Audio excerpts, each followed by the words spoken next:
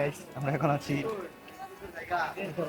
এখন আছি সুলতানুল আউলিয়া হযরত শাহজালাল ইয়ামিনী রহমাতুল্লাহ আলাইহির মাজার শরীফের কবুতর যেখানে থাকে।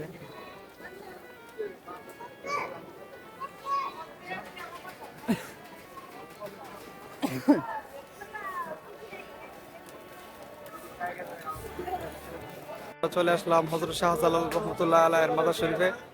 আপনারা দেখতে পাচ্ছেন দলে দলে লোক দরবার শরীফ থেকে নিচে নামছে।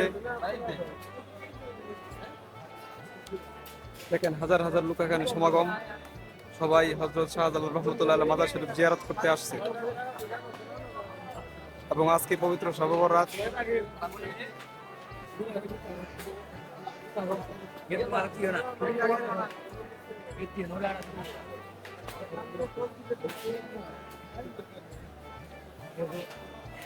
এবং সাথে যেটা দেখতে পাচ্ছেন সেটা হলো হযরত শাহজালাল রহমাতুল্লাহ আলাইহি প্রতিষ্ঠিত করা মসজিদ।